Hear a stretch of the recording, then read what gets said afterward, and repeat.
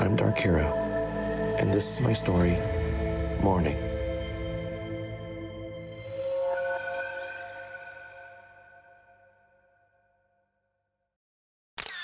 They say a picture is worth 1,000 words.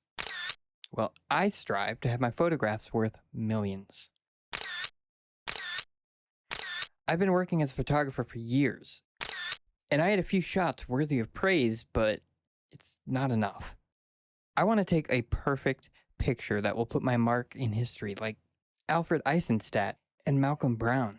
I need a shot that would put the person seeing it in tears. That's when I had an idea. Something that would give someone a sense of morality, a picture that can bring you face to face with death. So, after having a few drinks for creativity, I grabbed my camera and set off into the night towards the nearest cemetery. The creative juices were flowing through my brain. The idea was to take a shot of a grave with a perfect full moon over the trees. At the time, it was a truly perfect photograph in my head. I made it to the site. It was a little after midnight, and my heart was racing at just the ambiance of the place. My body was hit with a wave of cold air as I got out of my car.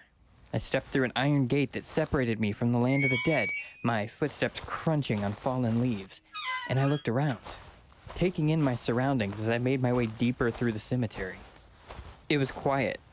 It may sound corny, but the area was truly void of any signs of life aside from myself. I found a tombstone, readied my camera, and just before taking the shot, I started to hear sobbing.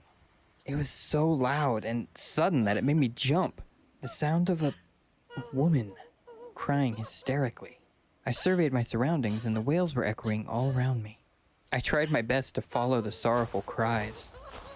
It felt as though they were ringing through my skull. I stepped over a few graves, through some trees, and found myself on another side of the cemetery.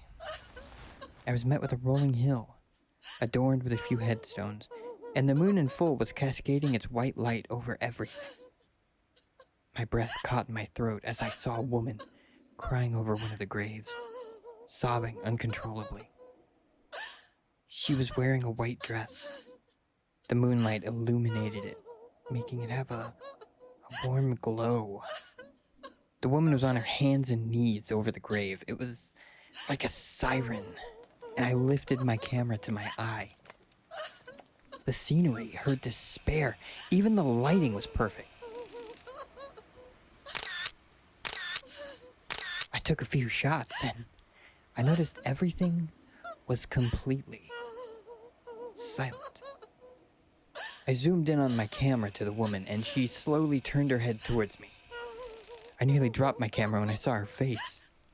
The woman's face was split down the middle, blood spattering everywhere as she stared towards me with bloodshot eyes.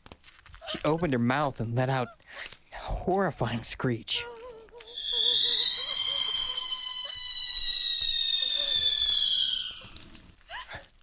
Her face was suddenly too close to my view, and I removed the camera from my face to find that she was right in front of me.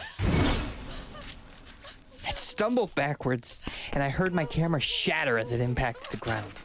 The woman sobbed as she slowly crept towards me. The blood on her face pitter-pattered as it hit the floor, and I shuffled back as she got closer and closer, and then suddenly she was inches away from my face. Through the split down her face, I could see shattered bone and bits of brain. I took a deep breath and screamed, lifting myself to my feet.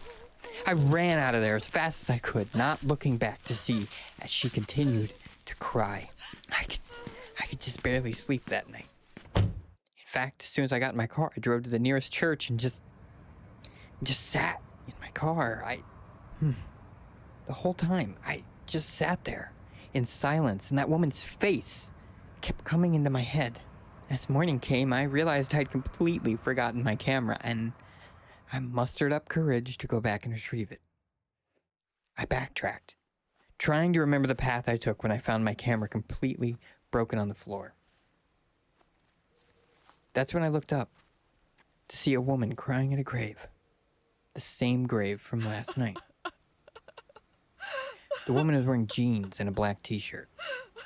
Assuming it wasn't the same person from last night, I stepped over to ask if she was okay.